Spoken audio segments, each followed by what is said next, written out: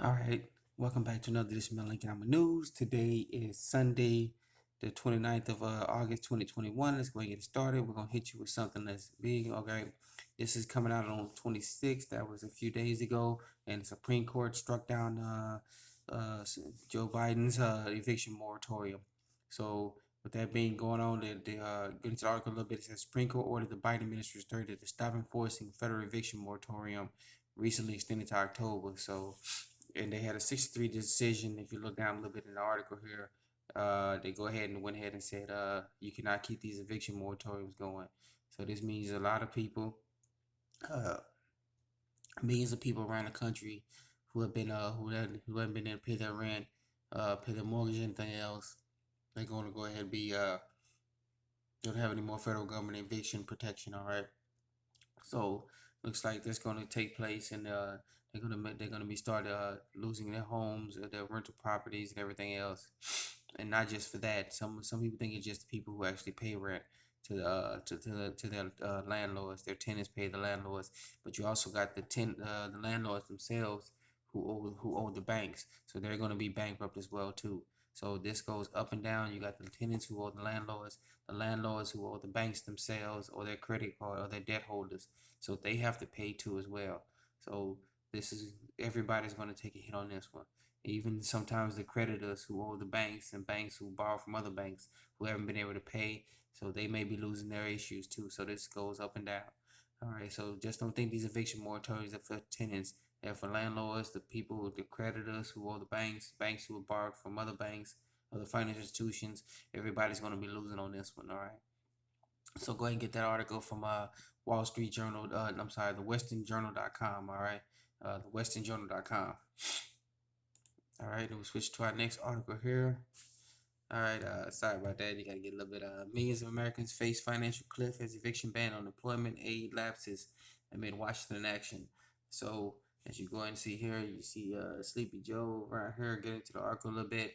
All right, the clock is ticking. Basically, with for millions of Americans who fight financial hardships. And with this article, within a matter of days, federal protections against eviction looming cuts evictions and the looming cuts in unemployment checks. So we already covered in the last article that 3 days ago on the 26th, the federal government Supreme Court shot down the eviction moratorium bans. All right, and then coming around Labor Day, 7 millions of Americans are going to lose their unemployment benefits. All right, sorry about that. All right, the family, everybody sleep right now, still asleep. So I'm doing this article. All right, so let's get back into it.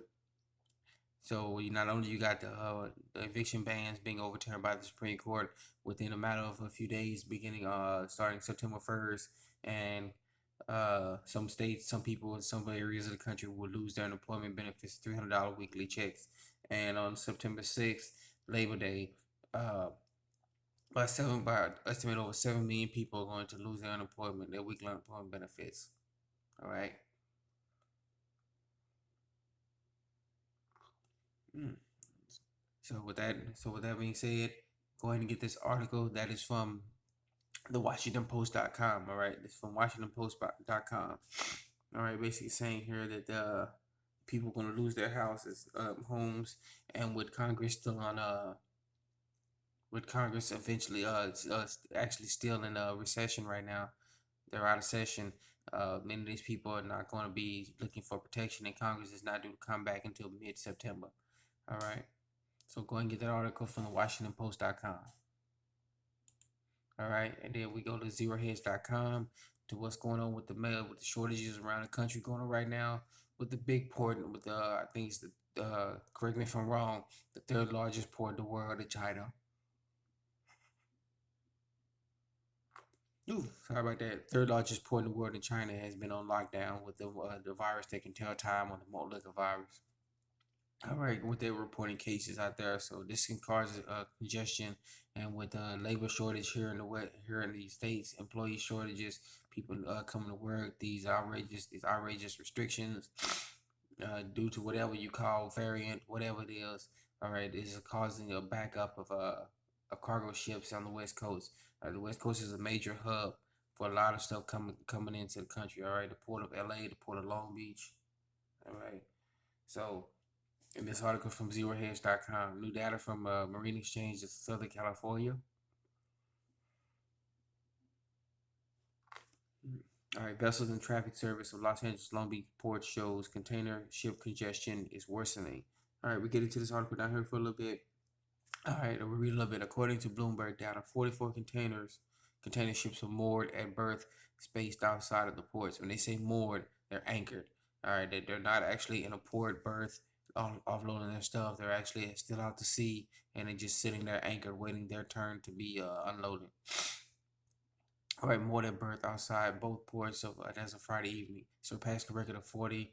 It's 40 ships set early in February. Average waiting time on the rise from 6.2 days in mid-August to 7.6 days on Friday, this past Friday. All right. So with that, let's go ahead and say I'm gonna go ahead and say that the congestion is only gonna get worse and worse and worse. You have all these things, like I said earlier, all these restrictions going on. People not willing to go to work anymore.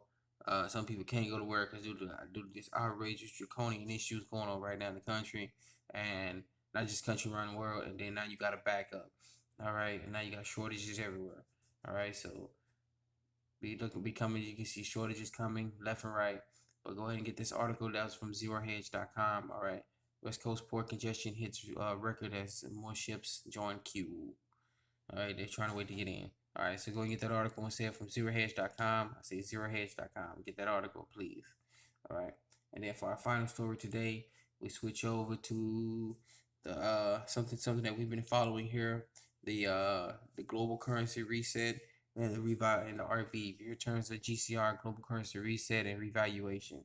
All right, this came out as of yesterday. That's from searchfordinar.wordpress.com. All right, that is searchfordinar.wordpress.com. All right, Baghdad today publishes dollar price after Capital Conference for cooperation and partnership. So I read that again. All right. It says on Saturday the exchange rate for the U.S. dollar against the Iraqi dinar, uh, according to the Iraqi Stock Exchange, recorded after the Baghdad Conference for Cooperation and Partnership. Selling price for the dollar in Iraq reached 148,000 dinars for 100 each dollar, $100 bills. After the Baghdad Conference, Stock Exchange witnessed the purchase of the dollar at 147,000 dinars to exchange for $100 bill. All right. So we're seeing most countries that getting back. Some of these countries that are war torn, they're getting their act together, getting their economies back online, and you're starting to see the revaluation, the currency resets and the revaluations in their ex currencies. All right, expect things to go really big. This used to be way out of whack here, especially after the Iraq has essentially been. It was under the leadership of the Saddam Hussein and the Ba'ath Party, and now it's under its own regime, its own administration and executive branches in there, and they're getting their country back online. All right. So with that, I want to thank you for once again for joining us on this Melanie Gamma News. Oh, I'm sorry. Once again, please go get that article at search. That is search the number 4 dinar.wordpress.com. All right. So go and get that article once again. Once again, I want to thank you for joining us on this Melanie Economic News. Be safe, be sound, and remember, you're your own best financier. You're your own best savings and loans.